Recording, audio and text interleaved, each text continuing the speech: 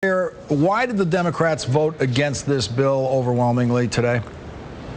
Because this was not a real bill, Lawrence, in the sense that the president indicated he would veto it. The leader in the Senate, the majority leader, said it couldn't pass and wouldn't pass the Senate. We have 72 hours to go before the government shuts down.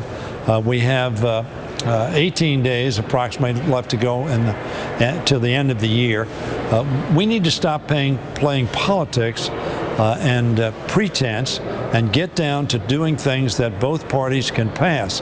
Frankly, what we did today is one of the reasons this has been the least productive Congress in which I've served in 30 years. And statistically, the fewest number of bills signed by a president. We had many more bills signed when we took over the majority and George Bush was president by a factor of 100% more.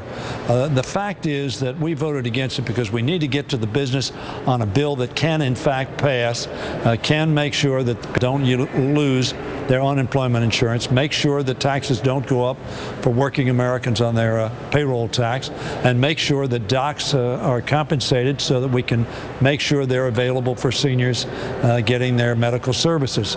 All of those are critically important for us to pass by the end of the year. The Republicans know that, but they chose to, in effect, stick their fingers in the eye of the President of the United States and put extraneous items in this bill that have nothing to do with any of the three items that I've just mentioned, but have to do with items that they know the President has said he's not for and would veto. That's not the way to get business done. That's not the way to come to agreement. It's simply the way to make political points, and that's not very fruitful or productive at this late date.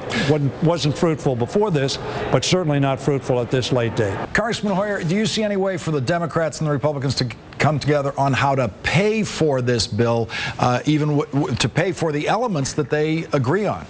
Yes, I do. And I think we must do that.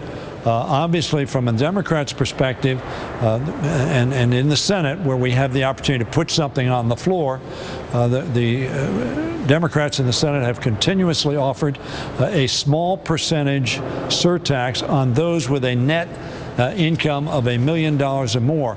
We could easily pay for what is needed here with a small percentage, less than 3% or in that neighborhood, surtax on the wealthiest in our nation. The Republicans have consistently opposed that contribution to this effort by our wealthiest citizens.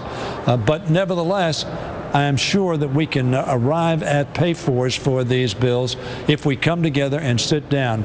Lawrence, as you know, with respect to the first two continuing resolutions to keep government going, with respect to the debt limit extension to keep our country able to pay its bills, and with respect to the last appropriation bill that we did, which we called a mini-bus, the Republicans called me, said, hey, can you give us some votes? We can't get there without votes from the Democratic side. And we gave them those votes. We talked, we came to compromise, we came to an agreement, and we did that.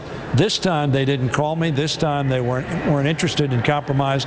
They were interested simply in making their political point. Congressman Hoyer, you served in the House of Representatives with the man who is now leading the polls in the Republican campaign for the presidency. You've worked with a Speaker Gingrich. Can you imagine working with a President Gingrich?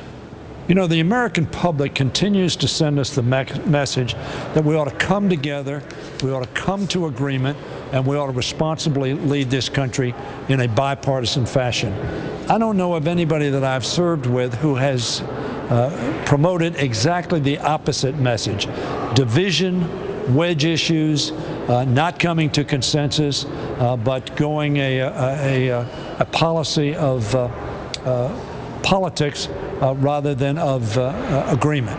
So it's hard for me to believe that a nation that wants to see us come together and work together would support, frankly, one of the most divisive figures we've had in American politics over the last 3 or 4 decades.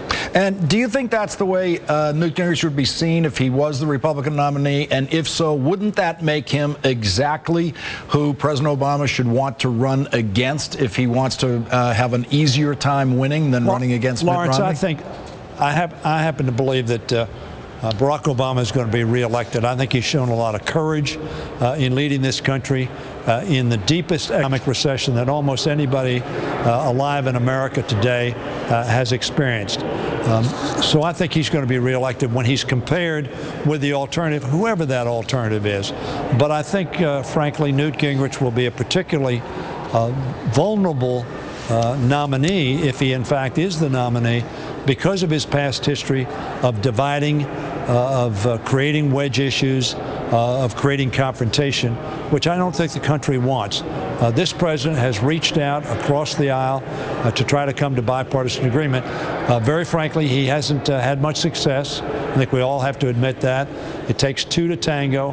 And very frankly, I think when Mitch McConnell says at the beginning of this year that my principal objective is the defeat of Barack Obama, it clearly says to the American public, and therefore I'm not going to cooperate with him to make him look successful. Of course, in the process of Obama's not looking successful as a result of Republican obstructionism, the country doesn't succeed. And that's the real loser, the people of America, the people looking for jobs, the people who want to see us pass a jobs piece of legislation which creates jobs and grows the economy.